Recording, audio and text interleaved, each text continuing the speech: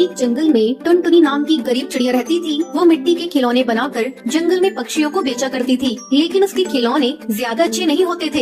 एक दिन वो टोकरी में खिलौने बनाकर जंगल में बेचने के लिए जाती है। खिलौने ले लो, खिलौने मिट्टी के खिलौने ले लो, हाथी घोड़ा चिड़ी और बंदर ले लो, खिलौने सुंदर सुंदर ले लो। तभी बबली कबूतरी अपनी बेटी के साथ वहाँ पर आती है। माँ, मुझे मिट्टी का खिलौना दिलवा दो ना, कितनी अच्छी है। नहीं बेटा, कितने बेकार खिलौने हैं। मैं तुझे आगे से अच्छा वाला खिलौना दिलवा दूंगी। बबली बहन, ले लो ना खिलौना, मैं सस्ते दाम में दूंगी। लेकिन बबली कबूतरी मुंह बनाकर वहाँ से चली जाती है। अब सुबह से रात हो जाती है, टुनटुनी का एक भी खिलौना नहीं बिकता है। सुबह से शाम हो गई है, एक भी खिलौना नहीं बिका और मैं घर वापस भी नहीं जा सकती। 3 दिनों से खाना नहीं खाया है मैंने, आज तो भूखा सोना पड़ेगा। तभी उसके पास में एक कालू कौवे की दुकान थी। वो टुनटुनी से कहता है, क्या हुआ टुनटुनी बहन, आज फिर तुम्हारे खिलौने नहीं बिके? मेरा तुम्हारी मदद करने का बहुत मन करता है, पर मैं मजबूर हूँ। मेरे बीवी बच्चे हैं, इन पैसों में उनका ही पूरा नहीं हो पाता है। कोई नहीं कालू भैया, आपने मेरे बारे में सोचा, यही काफी है मेरे लिए। ये कहकर टुनटुनी अपने घर जाने लगती है। तभी उसे जंगल में पीछे से अजीब सी आवाजें सुनाई देती हैं। ये सुनकर टुनटुनी डर जाती है। टुनटुनी बेटा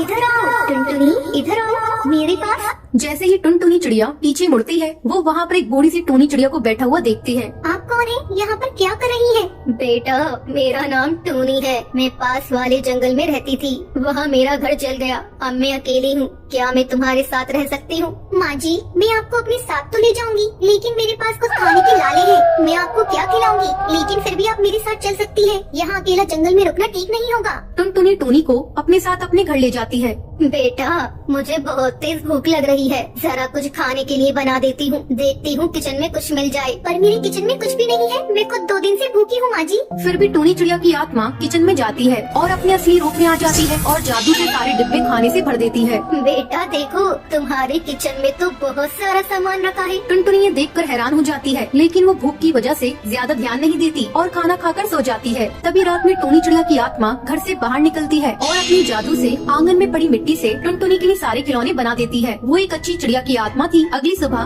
माँ जी ये देखिए, कितने सुंदर खिलौने हैं, ये आपने बनाए हैं? हाँ बेटा, मेरे पति को भी मिट्टी के खिलौने बनाने का शौक था, उन्होंने ही मुझे ये बनाना सिखाया है। अब टुनटुनी चिड़िया वो खिलौने लेकर बेचने के लिए बाजार जाती है। थोड़ी ही देर में वो सारे खिलौने बिक जाते हैं। ये देखकर कालू कौवा उसे जलने लगता है।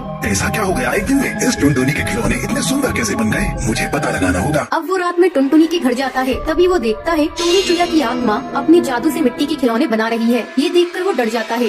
भागो रे भागो भैया भागो, चिड़िया की आत्मा।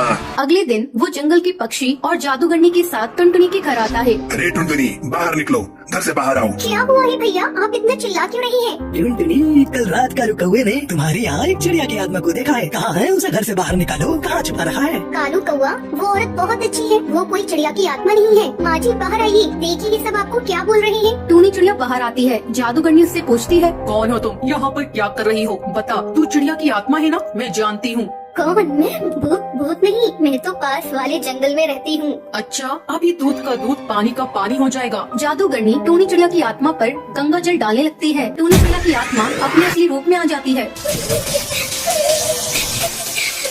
ये क्या कर रही हो? मुझे दर्द हो रहा है, जाने दो, मैं किसी को नुकसान पहुंचाने नहीं आई हूँ। मैंने तुम्हारा क्या बिगाड़ा है? ठीक है, मैं सच बताता हूँ।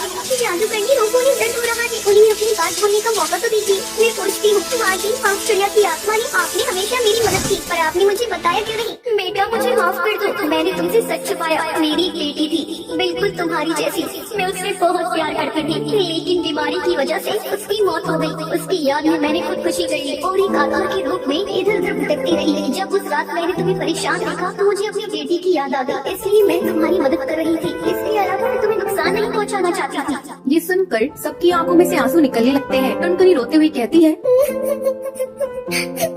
माँ आप परेशान मत होइए, मैं भी आपकी बेटी जैसी हूँ। हाँ बेटा, मुझे तुम्हारे रूप में अपनी बेटी मिल गई, मुझे अब और क्या चाहिए? मैं चलती हूँ, बस तुम ध्यान रखना, जब भी तुम्हें मेरी जरूरत होगी मैं तुम्हारे पास मिलूंगी। ये कहकर टूनी चिड़िया की आत्मा वहाँ से चली जाती है।